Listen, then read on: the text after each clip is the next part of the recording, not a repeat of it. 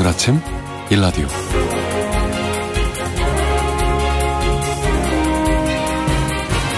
흔히 내리사랑이라고 해서 할아버지, 할머니의 손주사랑 애틋하기 마련인데요. 그런데 어제 한국여성정책연구원에서 발표한 자료를 보니까요. 황혼의 손주를 돌보는 할머니들의 우울지수가 그렇지 않은 여성들보다 더 높은 것으로 나타났습니다. 물론 손자, 손녀를 돌보면서 예쁘고 사랑스러운 감정은 당연히 있지만요. 돌봄 특성상 누군가를 돌본다는 부담이 이분들의 우울감에 상당히 영향을 준 것이다 라는 분석인데요. 우리 사회에서 아이들과 노인 돌봄에 대한 문제, 사실 어제 오늘의 이야기가 아닙니다. 공공 돌봄이 더 강화되지 않으면 개인에게는 큰 부담이 될 수밖에 없는데요. 돌봄의 영역이 좀 더 내실 있게 사회화돼서 조부모님들의 손주 돌봄이 의무가 아니라 즐거움을 더하는 일상이 될 수 있으면 좋겠습니다. 1월 5일 목요일 오늘 아침 일라디오 출발합니다. 안녕하세요. 아나운서 강승화입니다.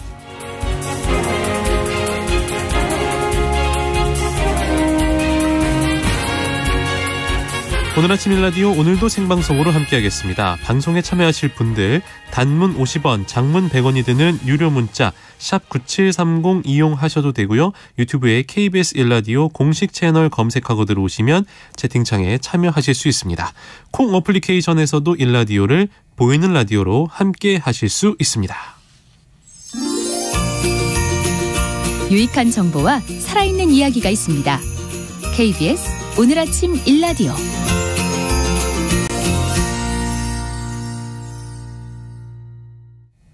각 정부 부처에서 대통령실에 올해 추진할 주요 정책에 관한 업무 보고를 하고 있는데요. 어제는 농림축산식품부와 해양수산부가 업무 보고를 했습니다. 농수산 이슈, 오늘은 농림축산식품부의 2023년 대통령 업무 보고 내용에 대해서 알아보겠습니다. 한국농정신문 원재정 기자 연결할게요. 안녕하세요. 네, 안녕하세요. 한국농정신문 원재정입니다. 정부 부처에서 올 한해 어떤 업무를 중점 추진할 것인지 대통령실에 업무 보고를 하고 있죠? 네, 맞습니다. 지난해 5월 출범한 윤석열 정부의 2년차 정부 부처 업무 보고가 이어지고 있습니다. 정부 출범 이후 첫 업무 보고는 지난해 8월에 있었고요. 이번이 두 번째인데요. 몇 가지 달라진 점이 있습니다. 우선 첫 업무 보고가 대통령과 장관 이 독대 형식의 업무 보고였다면 2023년 업무 보고는 다수가 참석한 가운데 업무 보고에 이어서 토론을 하는 방식으로 진행되고 있습니다. 지난해 12월 21일 기획재정부가 2023년 첫 업무 보고를 시작했고요. 어제 그 4일이죠. 오후 2시에 청와대 영빈관에서 농림축산식품부, 해양수산부의 업무 보고가 있었습니다. 정황군 농림축산식품부 장관을 비롯해서 농촌진흥청장, 산림청장 이런 유관기관에서 다수 참석했고 민간에서도 참석한 대규모 자리였습니다. 네. 보통 1월 말이나 2월 초에 업무 보고를 해왔는데요. 윤석열 정부 2년차 접어들면서 상당히 시기를 앞당겨서 업무 보고를 진행하고 있는 상황입니다. 네, 농림축산식품부의 2023 업무 보고 어떤 내용이 핵심이었습니까? 네, 그 4일인 어제 대통령실 업무 보고를 했는데 하루 앞서 3일에 전국 세종청사 이 농식품부 기자실에서 정황근 장관이 직접 업무 보고 사전 브리핑을 했거든요. 정황근 장관은 올해 농업정책의 핵심 방향으로 식량 자급률을 높이고 수출을 확대하겠다 이렇게 밝혔고요. 농산물의 유통비용을 줄이면서 농가의 경영 부담도 낮추겠다고 설명했습니다. 키워드는 대체로 잘 선정했다고 보는데 중요한 건 실제 내용이겠죠. 우선 지난해 러시아 우크라이나 전쟁이 시작된 이후 식량 안보 문제가 세계 주요 관심사가 됐습니다. 농식품부도 이런 여건을 염두에 두고 식량 자급률을 높이겠다는 정책 방향을 가장 앞세운 것 같습니다. 지금까지 우리나라 식량 자급률은 계속 낮아졌는데요. 정황근 장관은 이번 정부 임기 내에 식량 자급률을 우상향으로 전환하겠다 강조했습니다. 실제 식량 자급률은 2016년에 54.1%, 2021년엔 44.4%로 계속 낮아졌는데요. 2023년 올해부터는 반등 목표를 제시한 것이 주목할 만한 내용입니다. 계속 낮아지던 식량 자급률을 올해 48%로 일단 끌어올리고 2027년에는 55.5%까지 높이겠다는 계획과 함께 이 식량 안보 관련 예산도 늘렸습니다. 식량안보 예산은 지난해 1972억 원에서 올해 1517억 원을 증액한 3,489억 원이 지금 마련돼 있습니다. 그러면 식량 자급률을 높이기 위한 구체적 계획, 실행 방안은 무엇입니까? 예, 식량자급률 상승과 관련한 가장 핵심 사업은 정황근 장관이 이미 여러 차례 강조해왔었던 전략작물 직불제입니다. 올해 이 신규 도입되는 전략작물 직불제는 땅이 좁은 우리나라에 이모작을 적극 권장하되 공급 과잉 상태인 쌀은 다소 줄여 심고 수입하는 품목을 대체할 수 있는 가루쌀, 조사료, 콩을 더 많이 심게 하는 방안입니다. 구체적으로 겨울에는 밀이나 조사료, 여름에는 논콩이나 가루쌀을 이모작으로 심으면 헥타르당 250만 원을 지원하고요. 여름에는 벼 대신 조사료를 심으면 헥타르당 430만 원을 지원합니다. 논콩만 심거나 또 가루쌀만 심으면 헥타르당 100만 원을 지원해줘서 이 주요 곡물, 조사료 수입 의존도가 굉장히 높았는데 이 수입 의존도를 낮추는 방식으로 국내 자급률을 높이겠다는 구상입니다. 그 농가의 경영 부담을 줄이겠다는 것도 주요 정책 과제로 밝혔는데요. 이 내용도 굉장히 중요한 부분이죠. 네, 맞습니다. 주요 업무 보고 사전 브리핑을 할 때 저도 집중하면서 듣고 질문하던 게 식량 자급률 확대, 농가 경영 부담 완화 이쪽 부분인데요. 농식품부는 국민의 먹거리를 책임지고 있는 농민들의 생활과 영농 활동의 안정도 놓치지 않고 챙기겠다 이렇게 밝혔고요.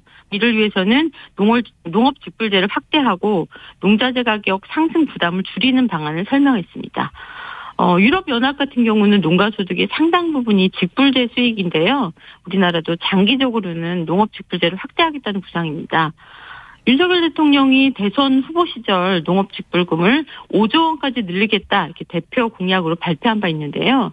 지난해까지 이 농업 직불금 예산이 2조 4천억 원 규모였는데 대통령 임기 후반부에 이 농업 직불금 예산이 공약대로 5조 원까지 세워지려면 단순하게 계산하면 1년에 5천억 원씩 매년 증액돼야 하거든요.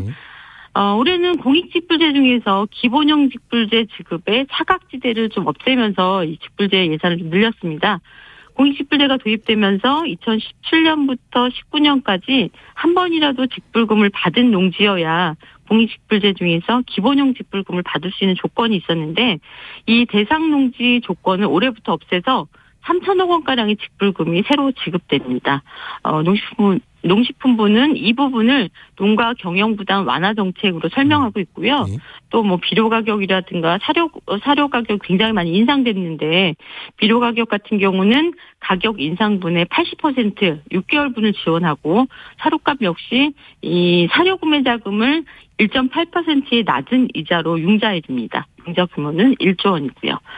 그리고 대부분의 농가가 대출을 해서 영농비라든가 생활비로 사용을 하고 있는데 1월부터 이 상환기간이 도래합니다. 이 상환기간이 도래하는 정책자금 규모가 9,800억 원 규모라고 하는데요. 이 상환을 좀 유예를 해서 농민분들의 금융부담을 다소 덜어주는 방안도 시행된다고 합니다. 그렇군요. 올해 농정의 주요 방향, 식량 자급률 향상과 농가 경영 안정에 관한 내용 들어봤는데요.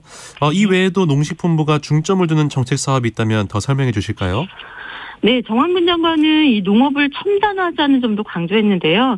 보다 많은 청년들이 농업 분야에 몸담기 위해서도 정보통신 기술이라든가 생명공학 이런 첨단 기술이 농업에 접목돼야 한다 주장을 했습니다. 이를 위해서 농식품부는 전국에 4곳에 설치되어 있는 스마트팜 혁신밸리를 거점으로 2027년까지 온실과 축사의 30%를 스마트화할 계획입니다. 특히 올해는 청년 농민들을 중심으로 지역 특화 임대형 스마트팜도 신규로 3곳 만들고요. 또 노지 스마트팜도 확대할 계획입니다. 노지 스마트팜은 지난해까지 전국 3개소 150헥타르 면적이 있었는데 올해는 6개소로 늘리고 면적도 300헥타르로 확대할 계획이라고 합니다. 그리고 최근 농식품부가 강조하고 있는 또 하나가 푸드테크 분야인데요. 이를 선도할 혁신기업도 육성합니다. 푸드테크 육성을 위한 법률도 올해 안에 제정할 계획을 밝혔는데요. 이런 것도 이제 앞으로 올해 굉장히 중점적으로 추진됩니다. 그리고 농식품 수출도 올해 확대하는데 주요 수출 기업, 그러니까 식품이라든가 스마트팜, 농기계, 종자 이런 주요 수출 기업과 지자체, 유관기관 등으로 구성된 K푸드 수출 확대 추진본부를 구성해 운영합니다. 이 추진본부장은 농식품 장관이 맡습니다. 그리고 최근에 이제 신선농산물 수출이 늘어나고는 있는데 관련 기업들이 굉장히 영세한 편이라서 물류비용 절감을 위해서 공동 물류 시스템을 구축한다거나 또 업체 간 협업 체계를 구축해서 규모를 키우겠다는 것도 중점 추진 사항입니다. 종자부터 기자재까지 스마트팜 시설 일체와 이 농기자재 수출도 확대합니다. 네. 올해 농업정책 방향을 듣다 보니 굉장히 공격적이고 역동적이다라는 생각이 드는데 현장이나 전문가의 평가는 어떻습니까? 네, 정황근 장관은 올해 이제 확실하게 이래서 성과를 내겠다 강조를 했는데요. 농업계에 내재되어 있는 수세적이고 폐쇄적인 경향을 바꿔서 치고 나가야 한다. 그래야 농업도 젊은 사람들이 선망하는 업종을 바꿀 수 있다. 이렇게 사전 브리핑 서두에서 밝히기도 했는데요. 농업을 역동적으로 끌고 가는 거 굉장히 좋은 방향이라고 할 수 있습니다. 하지만 이 산업화, 기업화 방식을 접목하려는 것은 다소 우려되는 지점인데요. 장기적으로 식량안보를 확보하기 위해 비농업 부분의 기술과 자본을 활용하자. 이런 말을 했고 또 농업 경영체에 기업 경영 방식을 도입하고 투자 확대 기반을 구축해야 한다. 이런 입장을 전했거든요. 대표적으로 농업법인을 설립하고 운영하는데 비농업계가 참여할 수 있게 규제를 개선한다고 했고 또 관련 법률도 개정할 방침임을 시사했습니다. 그런데 이제 지금까지 농업법인의 비농업인 참여를 확대한 이후에 농지 투기라든가 부작용이 컸기 때문에 이 비농업인 참여를 제한해왔었거든요. 이런 부작용을 막아낼 대책 없이 비농업인 참여를 확대하는 것에 대한 우려의 목소리가 나올 수밖에 없습니다. 이 농업의 지속 가능성을 유지할 수 있는 정책이 필요하다 이런 지적인 것 같아요. 네, 최근까지 이제 경제적인 실천 시민연합, 그러니까 경실련 상임집행위원장, 농업개혁위원장 등을 역임했던 김호 단국대 환경자원 경제학과 교수께 이번 이 농식품부 업무보고에 대한 총평을 좀 들어봤는데요.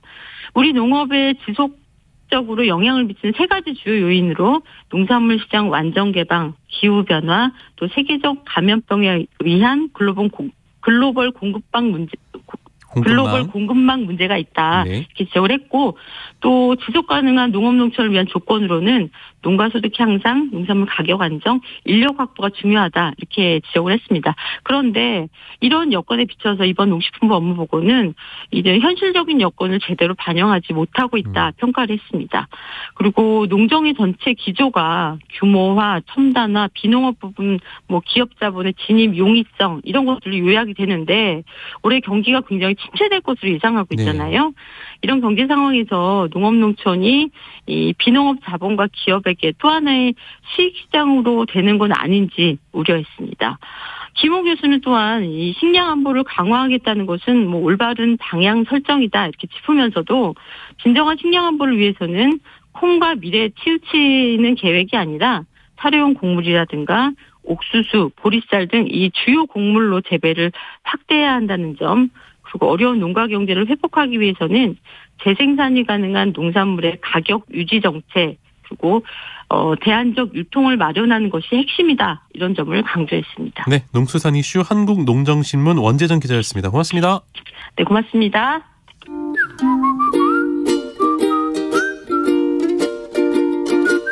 오늘 아침 1라디오 강승화 아나운서의 진행으로 듣고 계십니다.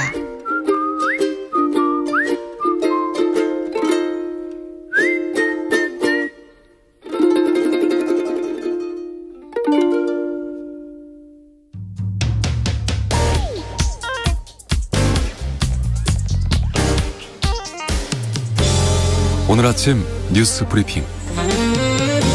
뉴스 브리핑 정상근 기자 연결하겠습니다. 안녕하세요. 네, 안녕하십니까. 어제 이태원 참사 국정조사 1차 청문회가 열렸습니다. 네, 어제 용산 이태원 참사 진상규명 및 재발 방지를 위한 국정조사 특별위원회가 활동 종료 기한을 사흘 앞두고 첫 청문회를 열었습니다. 이날 청문회에는 윤희근 경찰청장, 김광모 서울경찰청장 등 경찰 핵심 간부들을 비롯해서 이 구속 수감 중인 이임재 전 용산경찰서장도 출석을 했습니다.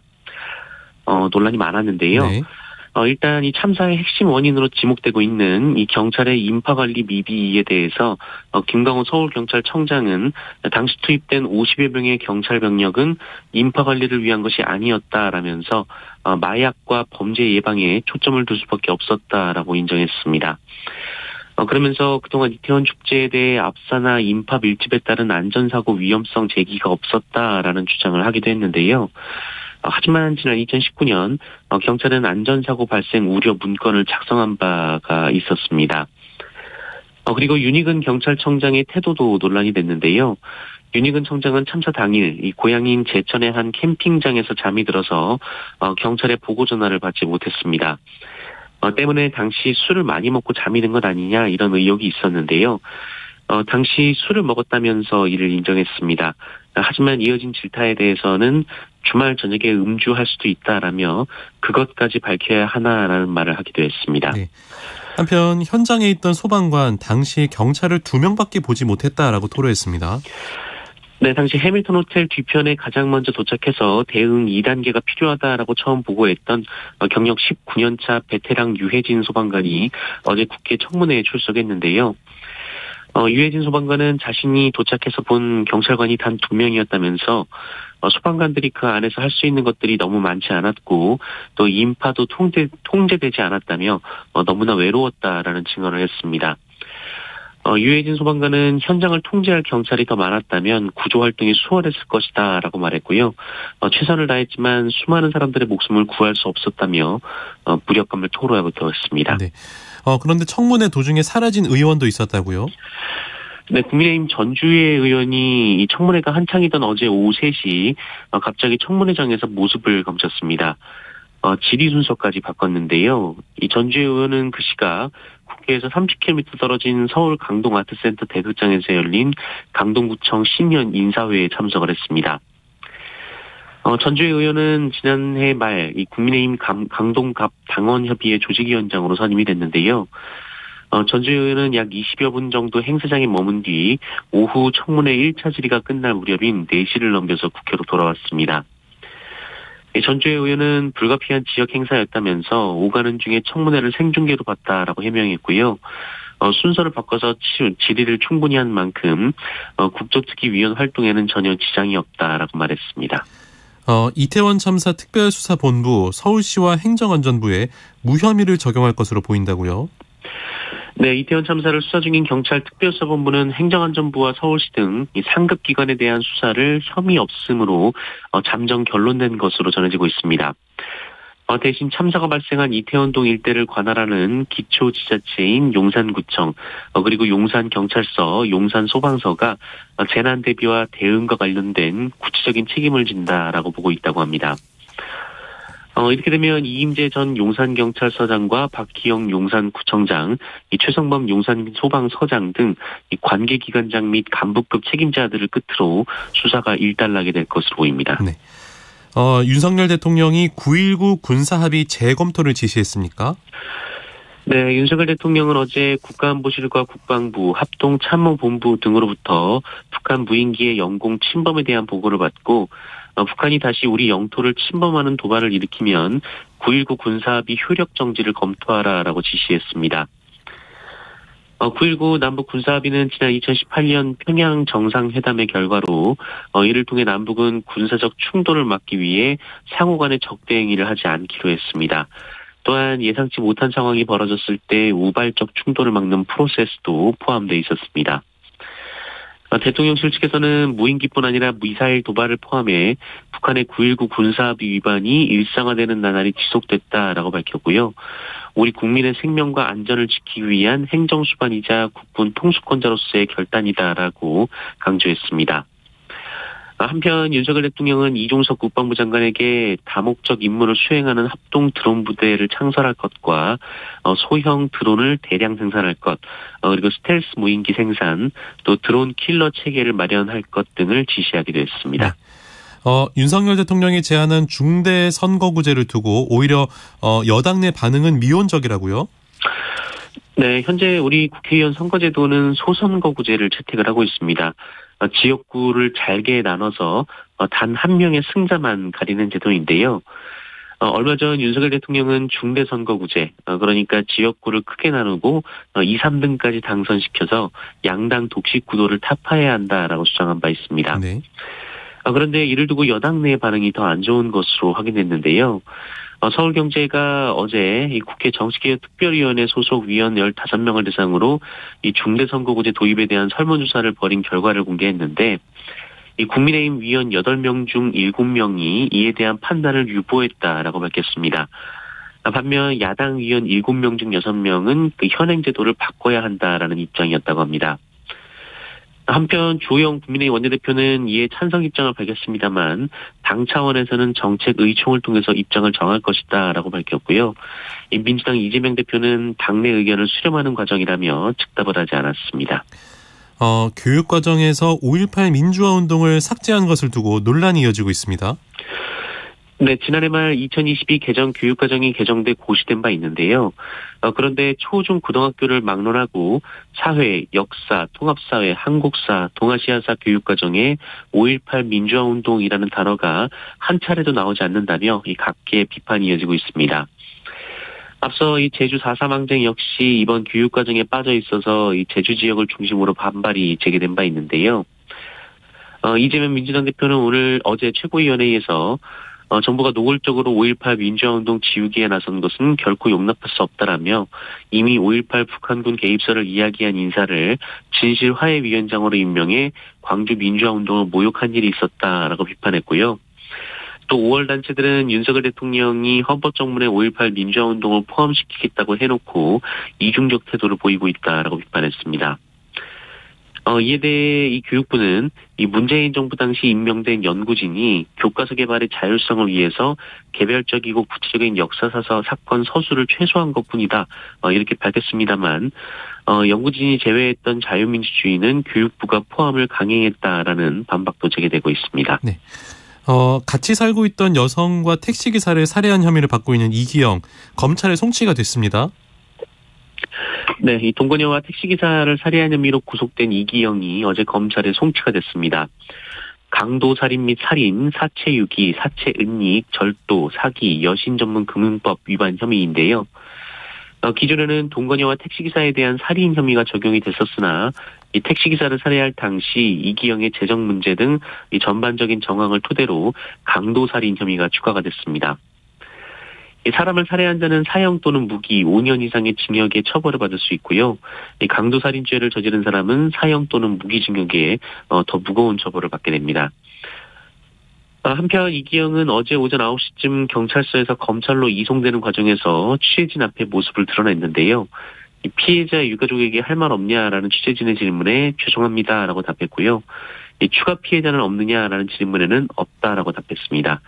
이기영은 당시 모자를 눌러 쓰고 마스크를 착용해서 얼굴을 완전히 가리게 됐습니다. 수백 채의 빌라를 이용해서 전세 보증금을 가로챈 남성이 기소가 됐다고요? 네, 서울 강서구 화곡동 일대에서 이른바 무자본 갭 투기 사기로 30억 원이 넘는 전세 보증금을 가로챈 50대 남성이 사기 혐의로 재판에 넘겨졌습니다. 이른바 화곡동 빌라왕으로 불린 50대 남성 강 씨와 그 일당은 2015년부터 2018년까지 건축주 등으로부터 한 채당 평균 500만 원에서 1,500만 원의 리베이트를 받고 아무런 자본도 없이 화곡동 일대의 빌라 283채를 매입했고요. 이를 임대한 뒤 이 세입자들의 보증금을 돌려주지 않았습니다. 현재까지 확인된 피해자가 18명이고요. 피해 금액은 31억 6,800만 원에 이릅니다. 이들은 보증금을 돌려줄 능력이 없음에도 막연히 집값이 오를 것이라고 기대하면서 보증금 돌려막기로 연연하다가 결국 대량의 피해자를 발생시켰습니다. 피해자는 주로 20, 30대 사회 초년생이거나 신혼부부였고요. 이 대부분은 보증금을 돌려받지 못했습니다. 네. 코로나19 상황은 어떻습니까? 네, 어제 발표된 코로나19 신규 확진자 수는 78,575명이었습니다. 전날보다 3천여 명 정도 줄었고요. 지난주와 비교하면 9천여 명 정도 줄었습니다.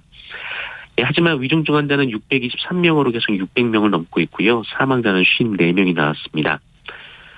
한편 중국발 인천공항 입국자 중 단기 체류 외국인들을 대상으로 공항 현장에서 PCR 검사를 하고 있는데요. 이 첫날 양성률이 20%를 조금 밑돌았는데 이 둘째 날은 281명 중 73명이 확진 판정을 받아서 양성률이 26%까지 올라갔습니다. 또한 양성 판정을 받은 중국 국적의 한 남성이 도주한 일도 있었는데요. 행방이 묘연한 상황으로 전해지고 있습니다.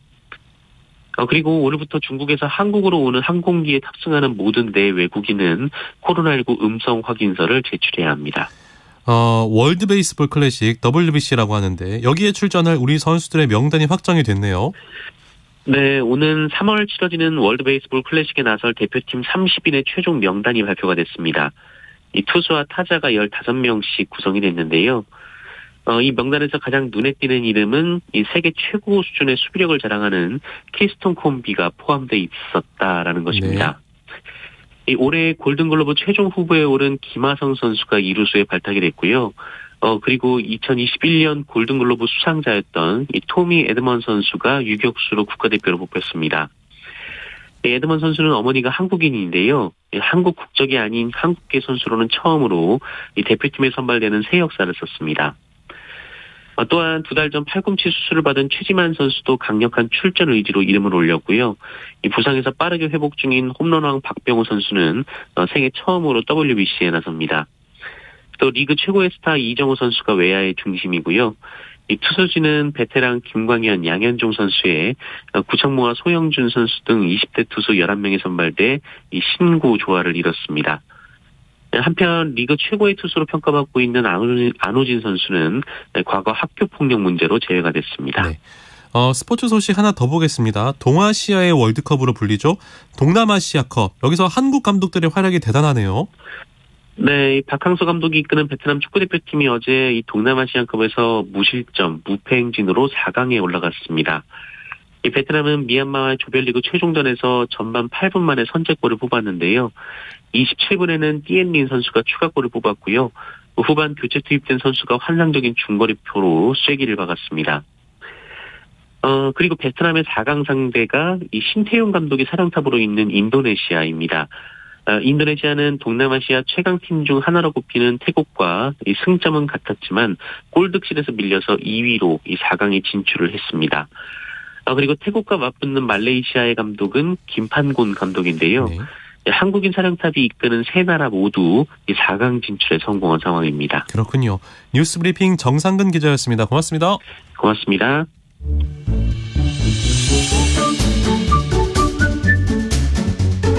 아침을 여는 기분 좋은 습관.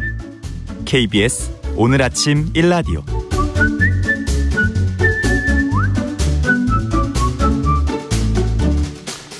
농어촌에서 발생할 수 있는 법적 분쟁 상황 보다 현명하고 지혜롭게 대처할 수 있는 방법 배워보겠습니다. 우리 동네 박 변호사 법률사무소 한아름의 박형윤 변호사 연결하겠습니다. 박 변호사님 어서 오세요. 안녕하세요. 아유 변호사님 새해 복 많이 받으세요. 예, 새해 복 많이 받으세요. 해돋이 보셨어요? 봤죠. 아유, 네. 해가 좀 아주 그 희미하게 예. 보이지 않았나요? 흐려가지고. 저희는 해돋이가 좀 날씨가 흐려가지고 네. 좀 늦게 봤어요. 네, 다들 그러셨다고 하더라고요. 정상적으로는 한 7시 한 40분쯤 해가 뜬다고 했었는데 네. 전 8시 한 반쯤 봤습니다. 맞아요. 다들 한 40, 50분 정도 좀 늦게 보셨다고 하더라고요. 예. 그 사진은 저희한테 보내주셨는데 와 진안 용담댐. 진안의 예. 용담댐. 굉장히 멋있던데요 사진이. 제가 이제 매월 첫째 주 월요일 오후 3시부터 5시까지 무주에서 이렇게 법률봉사 활동을 하거든요. 네. 오며 가면 꼭 거기를 지나가요. 국도를 지나가는데. 네, 사계절이 다 예쁩니다. 근데 지금 겨울이 되면 일단은 날씨가 좋을 때는 그냥 낮 경치도 예쁘지만 노을 질 때 진짜 멋있어요. 아, 그래요? 네, 그것도 전망대도 있습니다. 거기가. 네, 전망대에서 좀 보고 오죠. 그 노을을 일부러. 진안 용담댐 한번 기억해 보겠습니다. 네. 방금 그 법률봉사 말씀해 주셨는데 올해도 네. 첫 월요일부터 봉사로 의미 있는 한 해를 또 시작하셨네요. 예. 마을 변호사라고 해가지고 제가 2013년도부터 하고 있고 전라북도는 제가 2015년도에 내려왔으니까 예. 그때부터 지금까지 하고 있는데요.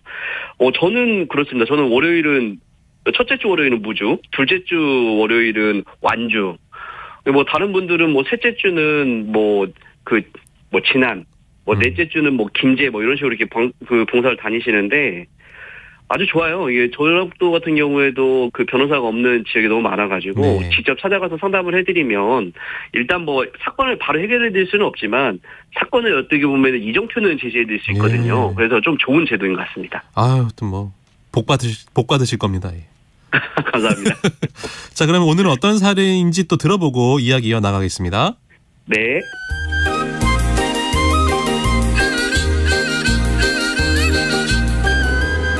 아니 새해가 되면 그냥 오늘부터 새해구만 하면 되지 뭔 해돋이를 보러 가자고 그래서 밤새 잠도 못 자고 운전하고, 이? 그 와중에 차가 막혀서 일출 못 볼까봐 조마조마 맘 졸이고. 아이고, 당신은 이래서 안 되는 거라요. 옆집 철수 아버지 봐요. 해마다 그렇게 부지런히 해돋이 여행 가자니요. 새해 보면서 새해 결심도 하고 얼마나 발전적이여 사람이. 그래요. 어디 올해는 우리도 일출 보면서 소원도 빌어보고 지대로 시작해보자고.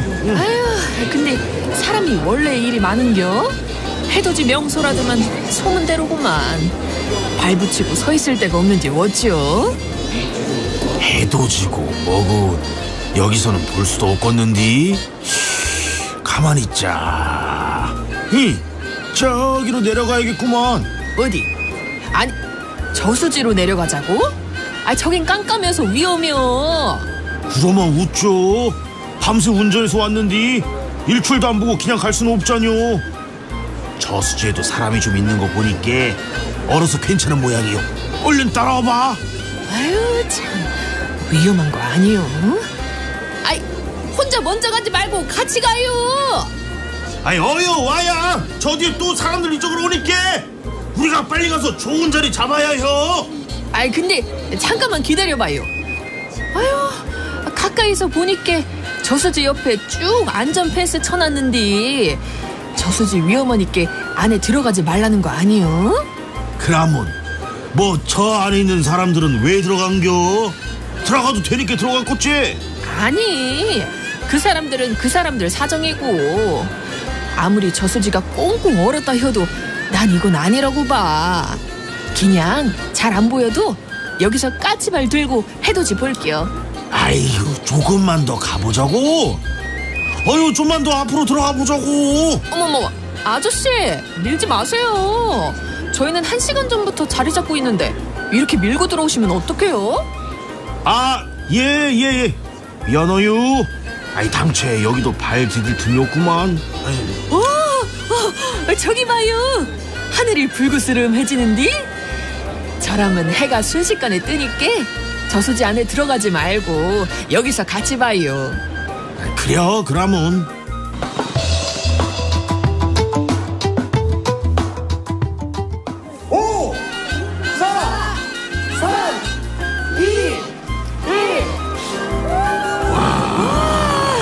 드디어 해가 뜨네. 아이고, 참 멋있네요.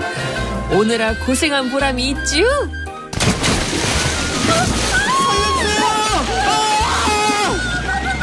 오메, 어찌요? 사람들이 저쪽으로 엄청 더 많이 모이더니 저쪽 저수지 얼음이 깨졌나봐요. 사람들이 빠졌어요. 여보, 얼른. 아유, 뭐해요? 빨리 119에 신고하고. 그래.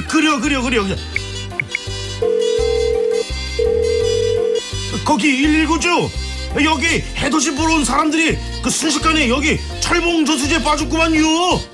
아, 글쎄, 얼음이 깨졌어요. 급해요. 빨리 와주셔요. 아휴, 얼음장 밑으로 사람들이 빠졌으니 큰일이네, 큰일. 아이고, 정말 일어나지 말아야 될 겨울철 안전사고 사례를 들어봤습니다. 이런 사고는 이제 지역에 따라서 좀 빈도가 다를 것 같은데 남부 같은 경우는 뭐 한겨울에도 호수나 강에서 더 조심하셔야 될 것 같고요. 해빙기가 되면 지역과 상관없이 참 조심하셔야 될 것 같습니다. 그렇죠. 이게 얼음이 굉장히 위험한 거거든요. 네.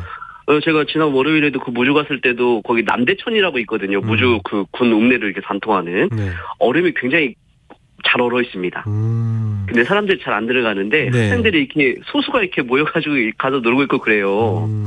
근데 굉장히 깨질 수가 있으니까 조심해야죠. 그렇습니다. 깊이도 알아볼 수도 없을 정도로 깊을 수도 있는데. 오늘 사례는 이제 해돋이를 보러 간 사람들이 인파가 많아서 잘 보이는 장소를 찾다 보니까 얼어있는 저수지에 들어가서 이제 문제가 된 건데. 일단 안전 펜스가 설치가 돼 있긴 했었습니다. 네, 뭐 사실상 그 안전 펜스가 설치되어 있기는 하는데 안전 펜스라는 거는 이렇게 통제 역할을 제대로 할 수가 없거든요. 우리가 펜스라는 거는 그냥 사람이 밀쳐버릴 수도 있고 공간에 틈도 있기 때문에 그것만으로는 이렇게 해결이 안 되고 일단은 거기 사람이 배치가 돼 있어야 또 이제 그런 부분 넘어가지 못하도록 이렇게 통제를 또 구체적으로 할 수가 있는데 네. 좀 부족하죠. 그래서 이제 이런 안전 펜스만 설치돼 있다고 해서 그런 안전 자체를 완전히 이렇게 다 이렇게 관리할 수가 없기 때문에 안전 펜스만 설치했는데 사고가 발생하면 이제 해당 지자체가 국가배상 책임을 부담할 수밖에 없는 구조가 됩니다. 그러니까 이제 펜스만 설치할 게 아니라 통제하는 인원까지 배치를 해야지 되는 거군요, 원칙상. 그렇죠. 인원이 오히려 더 중요하죠. 그렇구나. 인원이 계속해서 거기서 말로 하고 네네. 막고 이렇게 해야 되니까는요. 근데 이제 앞선 사례에서는 저수지임을 알고도 이게 좀 얼어 있고 뭐 밟아 보니까 뭐 괜찮아서 그래서 이제 다들 들어가신 것 같아요. 예, 시작이 중요한 것 같습니다. 예. 처음엔 다들 위험하다고 생각했을 건데 누군가 한 명이 들어간 걸 보면 그때부터는 예, 괜찮은가 보다 다시 따라가는 거죠. 예, 그렇죠. 이제 그렇게 하는 건데 이제 이렇게 이제 사고가 나는 경우들이 상당히 있어요. 내가 어떻게 보면은 추운 날씨에 거의 통제하는 사람도 쉽지 않을 건데 근데 어쨌든 간에 통제를 잘못한 잘못도 있지만 들어가서는 안 되는 장소에 들어갔기 때문에 거기 들어가고 사고를 당한 사람도 책임을 부담할 수밖에 없죠. 그래서 이런 사고가 나면 국가배상 책임을 부담한다고 하더라도 들어가서는 안 되는 장소에 들어간 그 피해자이신 분에 대한 책임도 물어야 돼서 책임이 좀 제한됩니다. 뭐 유사 사례에서는 이런 사고 같은 경우에는 일단 지자체 한 60 정도 그다음에 네. 피해자 40 정도에서 한 6대 4 정도로 이렇게 평가를 많이 하고 있거든요. 네, 그렇기 때문에 애초부터 이런 사고 이게 뭐 배상받는 게 문제가 아니라 일단 사고 자체를 안 당하는 게 중요하잖아요. 조심하셔야 될 것 같습니다. 그렇군요. 실제로 그 뭐 국가에서 뭐 사고 당사자나 가족들에게 혹은 지자체가 배상한 사례가 있다 이 말씀이시죠? 그럼요. 많이 있죠. 이게 많이 있고요. 이게 이제 뭐 지금 여기는 해돋이 축제이기 때문에 그러는데 해돋이 축제 같은 경우는 사실은 이렇게 안전관리를 잘 하시거든요. 굉장히. 네네. 근데 정말 뜻하지 않게 사고가 발생하는데 그런 게 아니라고 하더라도 일반적으로 이렇게 통행로나 이런 것들을 좀 벗어나가지고 이렇게 좀 사고를 당하시는 경우가 있어서 이제 그런 부분들에 대한 평가가 많이 있습니다. 그렇군요. 예. 이게 이제 안전 펜스가 이제 출입 통제 역할을 제대로 못한 점들을 근거로 해당 지자체가 국가 배상 책임이 있다라고 하셨는데 사고 예방 책임에 대해서도 혹시 뭐 책임질 부분이 있을까요, 지자체에서? 그럼요. 예, 사고 예방 책임도 당연히 있는 거고요. 네. 우리가 그 헌법에서부터 여러 가지 관련된 행정 법령, 그다음에 뭐 민사 법령 이런 데를 보게 되면은 국가나 지자체는 당연히 이제 우리가 국민이나 주민들을 보호를 해야 되기 때문에 일단 그 현장 장소에 이제 직접 이런 큰 행사가 있다고 하면 또 지자체가 이제 그 행사를 알고 있다고 하면 분명히 이제 직접 관리자가 있거든요. 네. 그런 직접 관리자가 있고 직접 관리자가 사고를 당연히 이런 사고를 예측할 수가 있는 거잖아요. 이런 사고를 예측할 수 있는데도 이런 사고 예방을 잘 못했다고 하면 우리가 형사적으로도 책임을 물을 수가 있거든요. 뭐 업무상 과실 치사상으로도 책임을 부담할 수가 있어서 일단 국가나 지자체는 이런 큰 행사가 예상되거나 이런 어떻게 보면은 사람들이 많이 모여 있다는 이런 것들을 잘 인지를 해가지고 어떻게든 적극적인 조치를 취해야 되거든요. 네. 형사적인 책임도 충분히 부담할 수 있는 겁니다. 알겠습니다. 또 시민들 역시 이런 뭐 사소한 부주의라든지 안전 불감증으로 인해서 사고가 발생하지 않도록 주의해야지 모두가 행복한 새해를 맞이할 수 있지 않을까라는 생각이 듭니다. 네. 자, 우리 동네 박변홍사 지금까지 박형윤 변호사와 함께했습니다. 오늘 말씀 고맙습니다. 감사합니다. 네, 날씨 전해드리겠습니다. 오늘 아침까지는 추운 날씨를 좀 보이겠지만요. 낮부터는 기온이 좀 오릅니다. 예년과 비슷할 것으로 전망이 되고 있습니다.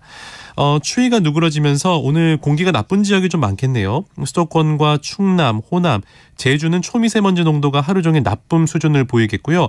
강원 영서는 오전과 밤에 일시적으로 나쁨 수준이 되겠습니다. 내일 저녁부터 토요일 오전까지 전국에 눈이나 비 소식이 있네요. 비가 오기 전까지 건조특보가 발효된 서울과 강원 영동, 경상권을 중심으로 대기가 매우 건조합니다. 화재 예방에 관심 가져주시기 바랍니다. 오늘 아침 최저기온은 영하 15도에서 1도로 전망이 되고요. 낮 최고